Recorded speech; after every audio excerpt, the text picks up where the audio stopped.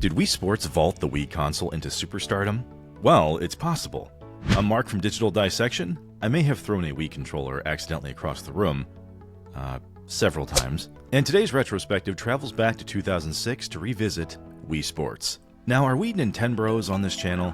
Yeah, kind of, but it's not our fault. Most 90s kids grew up on a consistent diet of Nintendo and cigarette smoke. Seriously, people smoked everywhere in the 90s. In a few previous episodes, though, we've talked about the Super Nintendo and the N64. And while the GameCube had great games, the Wii was easily one of those transformative pop culture moments that was hard to ignore. Many of us picked up the Wii's motion controller and suddenly, we felt that surge of energy that only the Power Glove had been capable of. Yeah, the Power Glove. Look at that thing. The story of the Wii console, though, not only concerns motion control that mesmerized millions. We also need to discuss a launch title that came pre-packaged with it. And yes, that begins the journey of Wii Sports. The best-selling Nintendo game of all time shipped 82 million units, and has a path that makes a ton of sense on its way to success. The title was created by Nintendo EAD, or Entertainment Analysis and Development. The game would be produced by Katsuya Iguchi, who managed Software Development Group 2 at Nintendo. Iguchi knows a thing or two about massively popular games, as he's the creator of Animal Crossing, which we've also covered in this series. The focus for Iguchi's team was to create gameplay that attracted both newcomers to video games, yet also managed to attract gaming veterans, and put them into a format that wasn't too complex nor too shallow. A balancing act meant to appeal to a wide audience in the spirit of accessible competition. As development continued, this meant anchoring a core concept that didn't really test the technical limits of the Wii console, as the graphical interface and look of the game relied on an aesthetic already defined by the Mii concept, an avatar system Nintendo implemented alongside the Wii that still exists to this day and appeared across the Wii U, 3DS, and Switch consoles.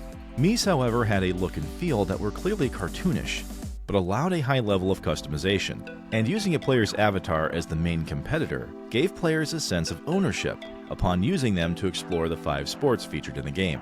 This is in contrast to Nintendo's original vision, which would have had Mario and his cast of characters fill out the roles of the players in the game.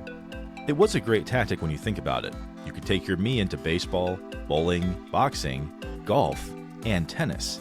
At the time, it almost didn't even matter that the graphics weren't groundbreaking either. It was the fact that you could envision yourself as the competitor, and physically performing actions felt like an investment towards real skills. At least as real as knowing how the controller reacted to the games themselves.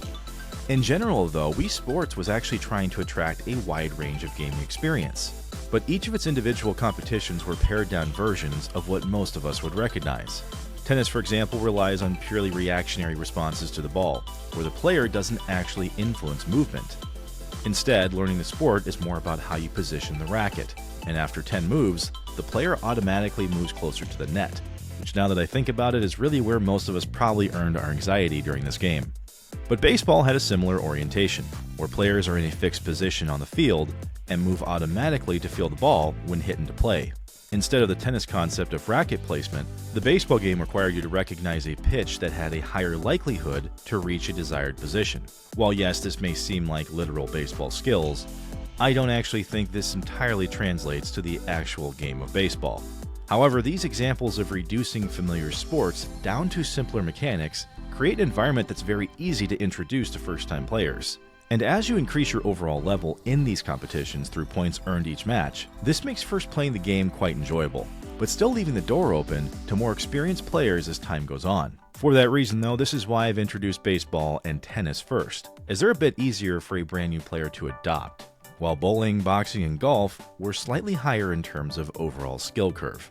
I mean, you may not agree, but overall bowling and golf were 2 of the sports that I saw people get the most frustrated with. The majority of the Wii Sports experience seems to be paced and scaled quite nicely, but within the realm of these competitions, these seem to be the ones that had larger issues in terms of how finicky motion controllers could be. Golf especially could inspire anger quite quickly, as driving the ball usually wasn't a problem, as you really only have to account for wind direction and not hitting the ball too hard to lose track of its end path. I know I do say that like it's a simple concept, but I managed to get this down with enough time. What I routinely will likely pass down in terms of generational trauma, however, is putting, which at times can be erratic and demoralizing. Wii's motion controller does a fine job a majority of the time, But there are moments where what should feel like a light tap can feel like swinging a 20-pound hammer, and it can make or break gamers of all ages. On the bowling front, however, these types of controller miscues take a slightly different form, as the bowling gameplay seemingly works a majority of the time, but with a similar option to choose a general way to start your throw. But that pesky tendency to bend a throw improperly can sneak up on less experienced players. But on the other end of the spectrum, even a planned, consistent throw can end in an inconsistent result, causing frustration and possible hurt feelings. And no, I didn't have hurt feelings. Okay, so maybe I do have some. Yeah, I'll add that to my next therapy session. At the top of the skill curve, however, is Wii Sports' boxing component, which I saved for last because of all the possible events to play. This one has perhaps the most nuance. Across the first 4 events, we've talked about how you can grow into each one in different ways, but boxing was a fairly unique circumstance. When one thinks about motion-controlled video games, boxing seems like it would map pretty well to feedback from someone learning the literal digital ropes. What does require a closer look, however, is going beyond sports that most people understand the standard movements of. But in boxing's case, that may not be enough. Compared to the rest of the catalog, quicker movements typically lead to great results, as a fast-hit tennis volley can win points, as well as a quick action while pitching and hitting in baseball as a few examples. Boxing, however, especially as your Mii character levels up, relies much more on sequencing, as the boxing tutorials really don't prepare you for how skilled the computer character gets as time goes on. Effective blocking, punching combos, and how to time them effectively make this event the hardest one to really get down the longer you play. Not to mention boxing's knockdown mechanic, which players can't really impact much, as there's no input to really use to get back up once you hit the floor. Trust me, I've tried, and so have many others. Shaking the controller like a shake weight won't do anything. Go ahead, tell me I'm wrong, I won't listen to it, and I won't respond to it. Overall though, this sport is my personal hardest task in the game. And you may or may not agree, but let us know in the comments. Now at this point, we'd like to take a quick break to say that if you're enjoying this retrospective so far, consider subscribing and clicking the bell to be notified of new videos on this channel. Now, let's get back to it.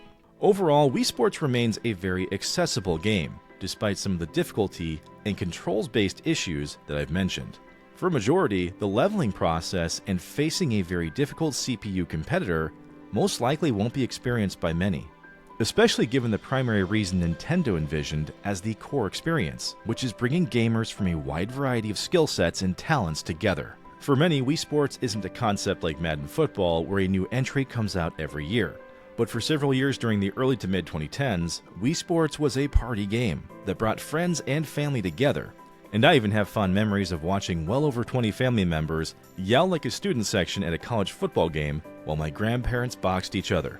The crazy part about aspects of Wii Sports as a social game is that even to someone who played many hours of it as a solid time waster, there's something to be said about earning your reps playing a difficult CPU player versus playing one of your family members who didn't log nearly as much time. When you think about it, there's an entirely different stress level playing against someone you know, and competing against a loved one brings on an entirely unique level of focus, trash talk, and possible family drama. In general, though, this concept really elevates Wii Sports from what could have been a forgettable launch title to a genre-defining experience.